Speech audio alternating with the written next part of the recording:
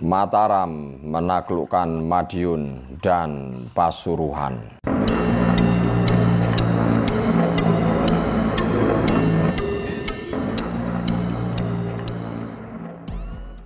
Panembahan Senopati selamat sejahtera hidup mulia di Mataram. Ia sudah berputra 9. Putra pertama Raden Ronggo sudah tiada. Kedua Pangeran Puger. Ketiga Pangeran Purboyo. Keempat Pangeran Joyorogo. Kelima Juminah. Keenam Panembahan Krapyak. Ketika masih anak-anak bernama Mas Jolang. Putra inilah yang diharapkan menggantikannya menjadi raja. Ketujuh Pangeran Prenggoloyo. Kedelapan putri diberi istri Demang Tan Ponangkil. Dan kesembilan putri lagi menjadi istri Pangeran Teposono. Sedang Kiai Jurumartani menjadi patih dengan gelar Dipati Mondoroko. Pangeran Benowo dipajang menjadi sultan baru 1 tahun lalu mangkat. Digantikan adik Panembahan Senopati yang bernama Gagak Bening.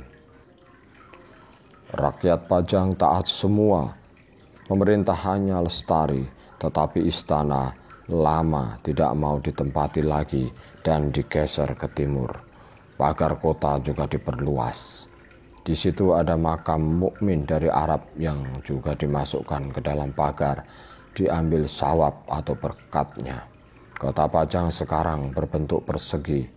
Tidak lama kemudian Pangeran Gagak Bening meninggal dunia, dimakamkan di Mataram, digantikan putranya bernama Pangeran Pajang.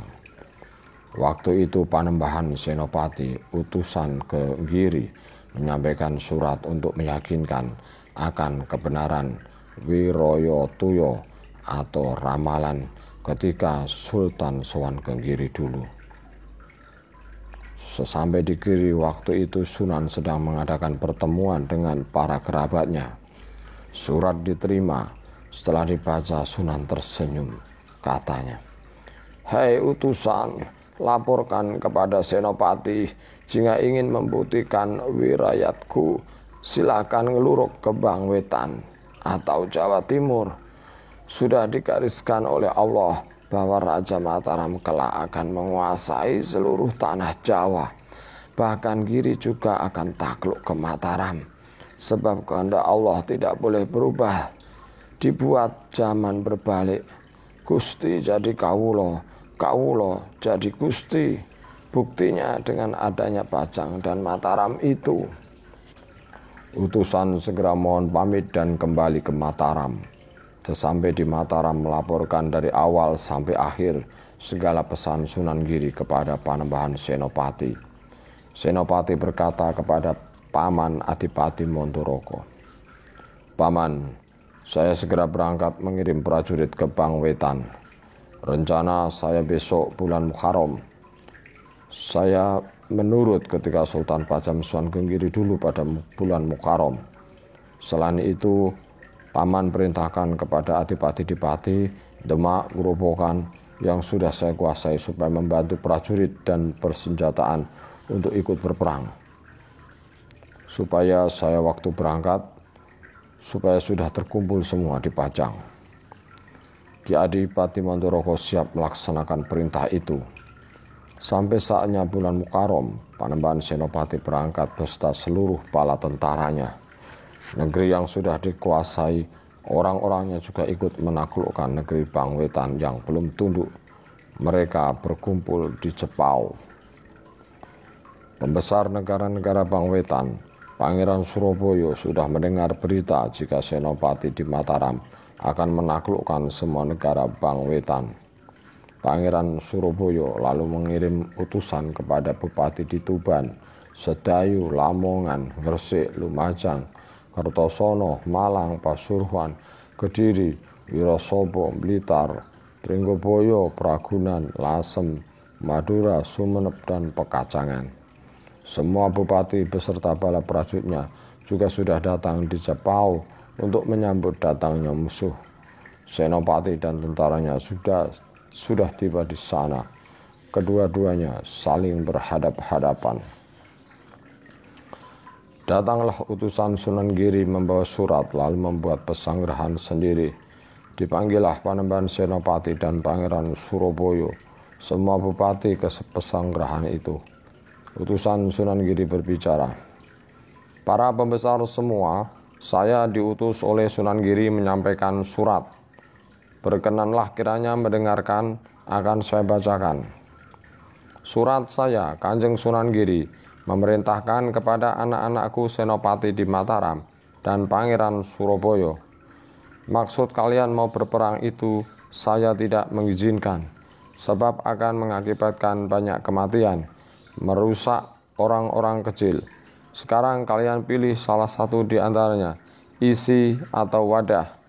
Kalau sudah engkau pilih isi atau wadah sesuai dengan pilihanmu masing-masing, segera berdamailah dan bersyukurlah.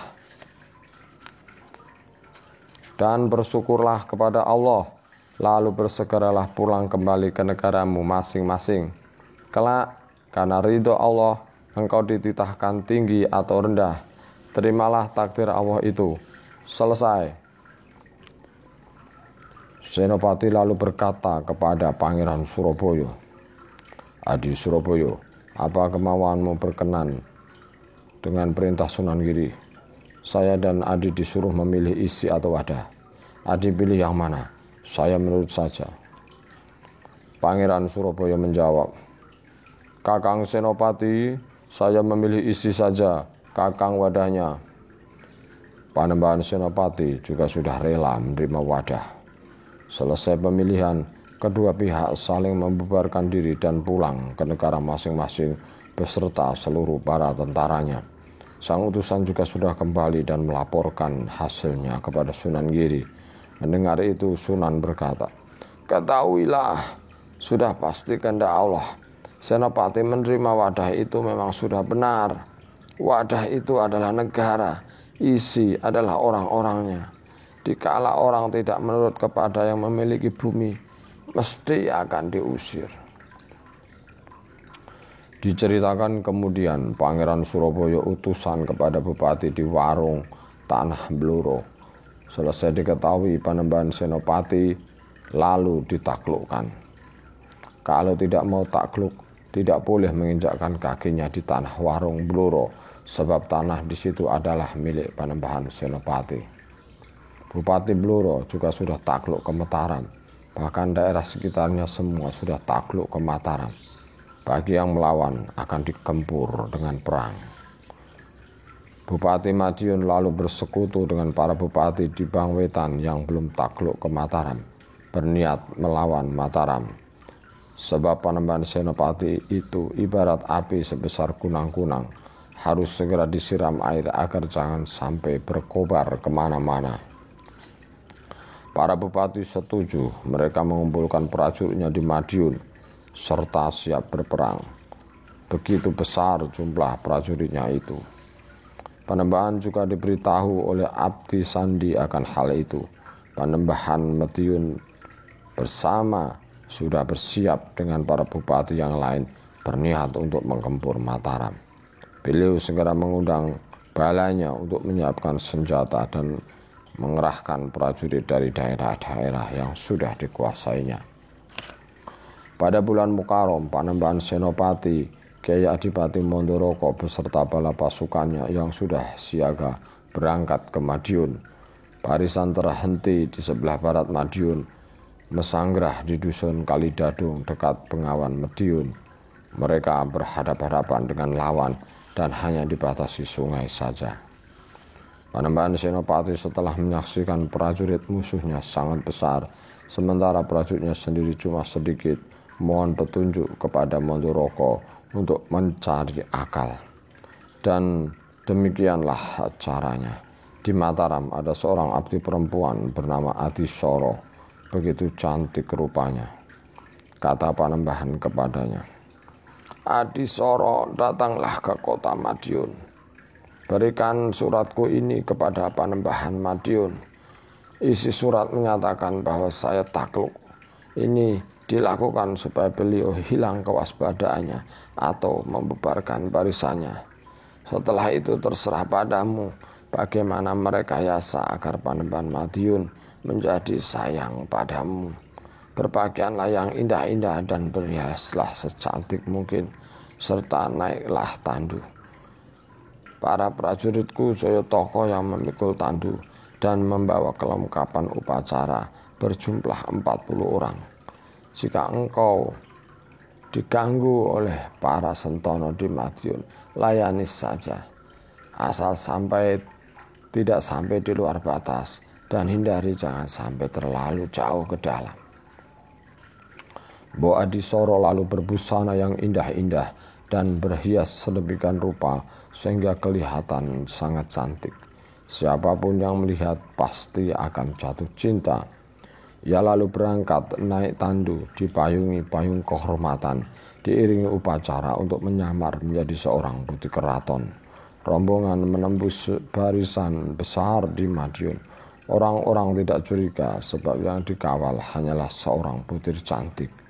Mereka saling bertanya satu sama lain, siapakah dia? Orang-orang Mataram itu menjawab, "Ini dari raja kami, menyerahkan tanda takluk." Setelah mendengar itu, orang-orang Madiun begitu senang hatinya, menduga tidak terjadi perang.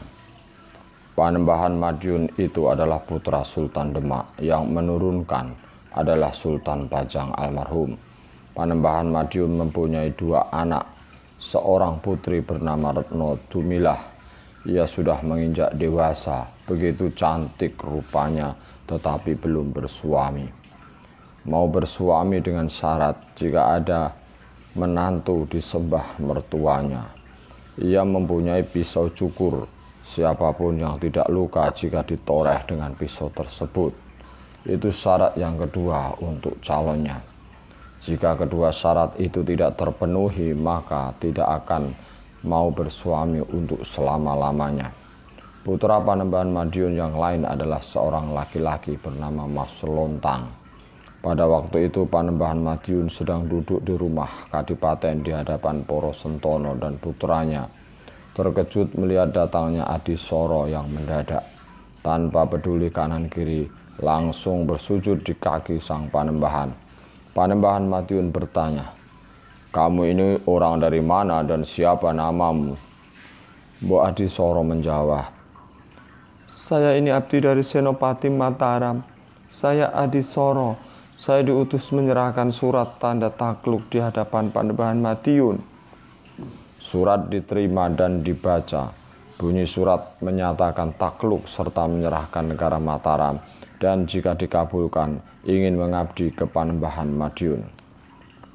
Setelah membaca surat itu, beliau berkata, "Adisoro, beritahukan kepada anakku Senopati, saya itu sebenarnya tidak punya niat bermusuhan dengan dia. Para bupati itulah yang memusuhinya, dan saya dan bala saya tidak ikut-ikutan. Berhubung Gustimu sudah berniat takluk padaku, biarlah para bupati beserta bala prajuritnya itu saya bubarkan. Jika mau memusuhi Senopati, jangan berkumpul di sini." Panembahan Madiun mengutus sentononya untuk membubarkan para bupati dan prajuritnya kembali ke kadipaten masing-masing. Para sentono juga menyebarkan berita bahwa Senopati sudah takluk. Para bupati itu ada yang percaya pernyataan Senopati, ada pula yang sangsi. Maka di antara mereka ada yang membubarkan diri, ada yang masih bertahan di situ. Adisoro lalu berunjuk atur, "Gusti, permintaan junjungan saya Senopati mohon dikabulkan. Minta air cucian kaki paduka untuk diminum dan digunakan untuk mandi, agar menjadikan keselamatan dan kekuatan dirinya." Banyak bujuk rayu Adisoro kepada Panembahan Madiun agar mengasihi Senopati. Panembahan Madiun lalu menyiram kakinya dengan air. Adisoro menampung di Bokor Seloko. Panembahan Madiun berkata, "Adisoro, Gustimu saya ambil jadi anak. Saya bersaudarakan dengan anak-anak saya, 1 putri yang 1 putra." Adisoro begitu berterima kasih lalu pamit untuk kembali ke pesanggrahan. Senopati Engalogo setelah melihat Adisoro masih bagus riasannya, senang hatinya. Adisoro menyampaikan semua hasil yang diperolehnya dari awal sampai akhir. Ia juga melaporkan jika Panembahan Madiun punya anak putri yang tidak akan bersuami jika tidak ada mertua menyembah kepada menantunya serta memiliki pusaka pisau cukur. Mendengar itu Senopati sangat senang dan memuji Adisoro.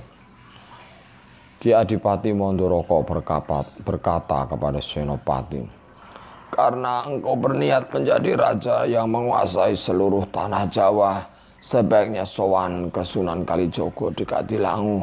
Mohon baju yang bernama Kiai Gundil atau Kiai Ontokusumo. Busana itu riwayatnya begini. Ketika para wali mendirikan Masjid Demak dan sedang berzikir di dalam masjid, tiba-tiba jatuh bungkusan dari langit didekati Sunan Kalijogo. Bungkusan itu berupa kulit kambing, pasujudan Kanjeng Nabi Muhammad SAW, serta berupa kain sal bagian Kanjeng Rasul. Oleh Kalijogo lalu dibuat menjadi baju. Kata Sunan Kalijogo, dibuat baju karena akan menjadi pakaian para raja yang berkuasa di tanah Jawa. Jika baju itu engkau minta dan diberikan, akan menjadi tanda kamu akan berhasil jadi raja di Mataram turun-temurun ke anak cucumu. Jika tidak dikabulkan, berarti tidak berhasil menjadi raja." Senopati mendengar pamannya, begitu senang hatinya. Berangkatlah dia diiringi beberapa pengawal dengan naik kuda. Barisan dijaga Ki Adipati Mondoroko. Sesampainya di Kadilangu, Senopati mohon syarat berperang agar terhindar dari peluru senjata api kepada Sunan di Kadilangu itu.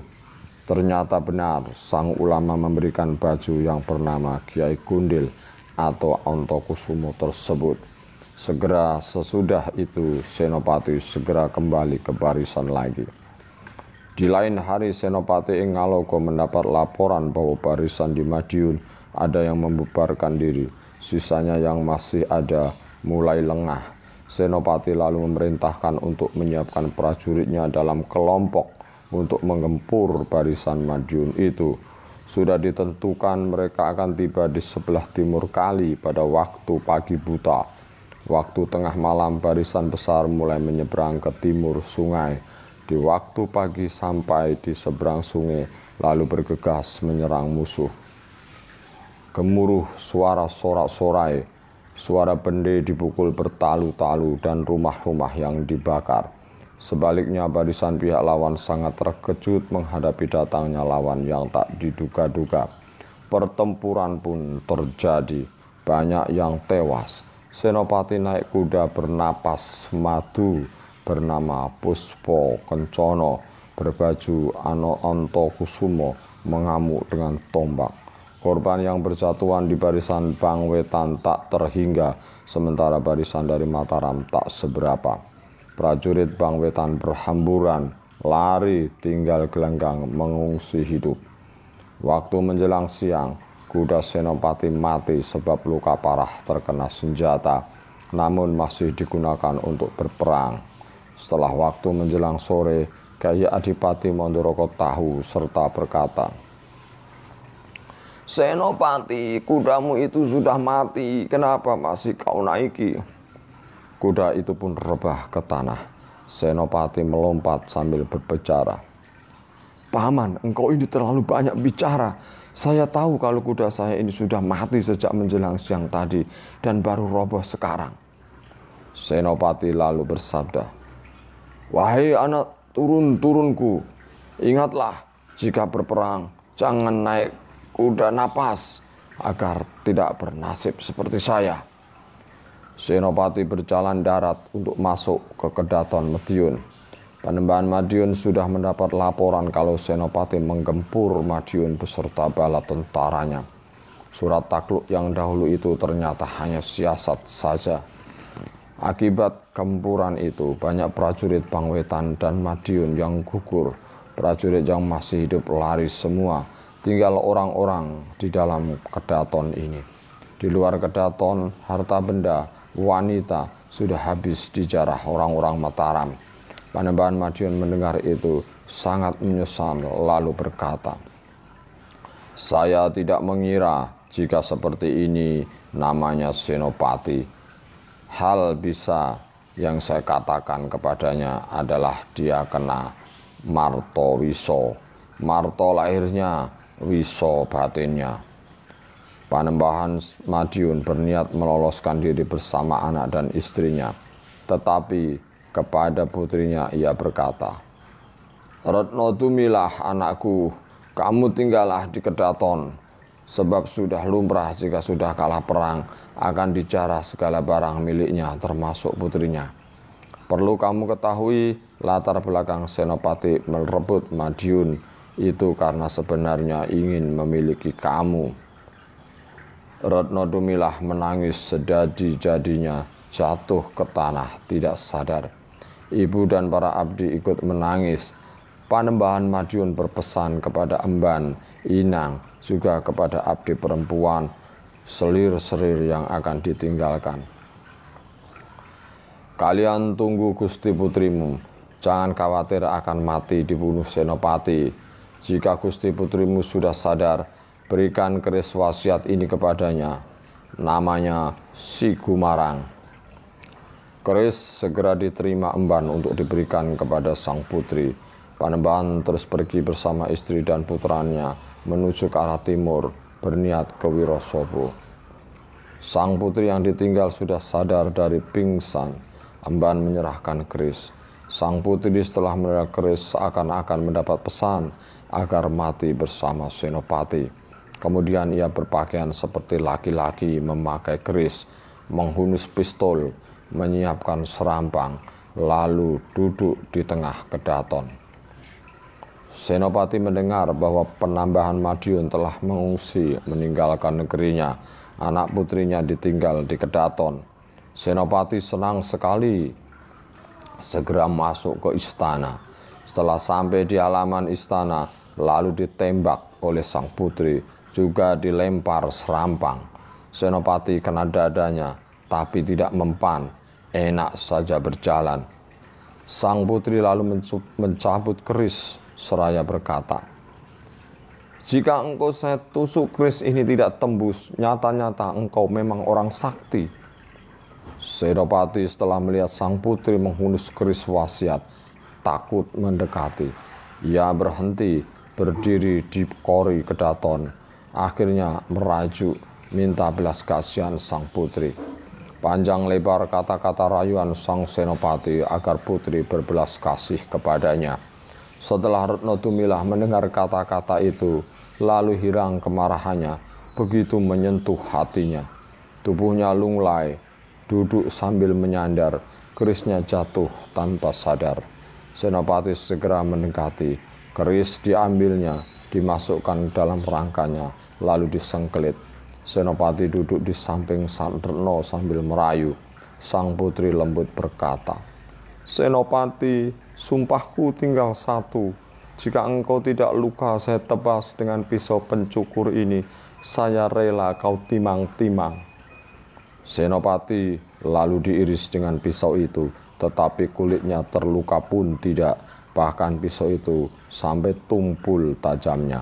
Sang putri segera digendong ke tempat tidur, melampiaskan hasratnya. Sang Retno diambil menjadi istri Senopati. Keris wasiatnya diganti namanya menjadi Kiai Gupito. Pagi harinya Senopati hadir di hadapan bala prajurit dan para bupati yang telah dikuasai. Adipati tahu jika Senopati mengambil istri lagi. Sangat sakit hatinya, lalu pamit dengan alasan Pati kedatangan musuh. Dicegah tidak bisa, tetap kembali pulang. Senopati menemui Kiai Adipati Mondoroko. Paman Adipati itu pulang hanya alasan saja. Sebenarnya ia ingin berbalik untuk memusuhi saya. Kiai Adipati Mondoroko sangat menyayangkan hal itu. Pernyataan menyerbu lawan untuk menggelar kekuasaan dilanjutkan. Sasaran berikutnya adalah Pasuruan. Istri baru Putri Madiun itu pun dibawa. Barisan sudah tiba di tapal batas Kadipaten Pasuruan dan berhenti untuk membuat pesanggrahan di sana. Adipati Pasuruan sudah mendengar bahwa negaranya akan dijebol Senopati. Adipati ini amat ketakutan, lalu akan takluk saja tanpa perang. Ia bahkan sudah disiapkan harta benda dan Raja Brono untuk dipersiapkan sebagai tanda takluk. Adalah seorang abdi bupati bernama Kaniten. Dia sanggup berperang tanding dengan Senopati. Oleh Adipati, ia diperbolehkan. Kaniten berangkat diiringi bala prajurit. Senopati sudah mendengar ada orang yang akan menghadapi dirinya. Senopati berangkat dari pesanggrahan, memakai pakaian serba hitam dan naik kuda, membawa prajurit 40 orang. Semua berseragam hitam-hitam, bersenjata tombak. Di tengah jalan mereka bertemu dengan Ki Kaniten dan ditegur. Senopati mengaku sebagai lurah prajurit Numbak Cemeng, abdi Panembahan Senopati yang diutus untuk menghadapi Ki Kaniten. Ia percaya begitu saja, lalu terjadilah perang tanding dengan naik kuda. Para prajurit hanya menyoraki saja. Lama mereka berperang berkuda dengan senjata tombak. Senopati lalu berdoa kepada Allah agar dapat mengalahkan Ki Kaniten. Ki Kaniten terkena tombak di gandunya atau di lututnya. Tidak mempan tetapi jatuh dari kuda dan menjadi lumpuh. Otot bebayunya seperti dilolosi, hilang kekuatannya. Ki Kaniten lalu dinaikkan kuda betina pincang tanpa alas duduk di punggung. Berkendali dadung, dipulangkan ke Pasuruan, diiringi oleh 40 prajurit tadi. Sedang Senopati kembali ke pesanggrahannya. Sesampainya di Pasuruan, Kaniten diserahkan kepada Adipati. Dijelaskan sudah kalah perang tanding melawan lurah prajurit Numbak Cemeng dari Mataram itu. Sang Adipati berkata, "Kalau kamu ingin tahu, lawan perang tandingmu sesungguhnya adalah Panembahan Senopati." Ki Kaniten mengatakan, "Kalau tadi saya tahu lawan perang tanding saya itu Senopati, pasti saya tidak mau pulang, pilih mati saja di sana." Sang Adipati mendengar jawab Kaniten itu amat marah, memerintahkan supaya lehernya dikapak, namun tidak putus. Kemudian dituangi timah mendidih di mulutnya, meninggal. 40-an orang Adipati Senopati itu lalu diberi ganjaran. Waktu mereka kembali ke pesanggrahan, Adipati mengikut sertakan utusan untuk menyerahkan tanda takluk berupa harta kekayaan Raja Brono bermacam-macam. Ia telah menyerahkan Kadipaten Pasuruan kepada Senopati. Setelah utusan bertemu dengan Senopati dan menyerahkan tanda takluk dan negeri Pasuruan, Senopati senang sekali, berkata kepada para utusan, "Kisana, laporkan pada Gustimu bahwa saya akan kembali ke Mataram. Gustimu tetaplah tinggal di negaranya saja. Jika ada perintah dari para bupati Bangwetan, turuti saja. Jangan dibantah." Senopati dengan balanya semuanya kembali pulang ke Mataram.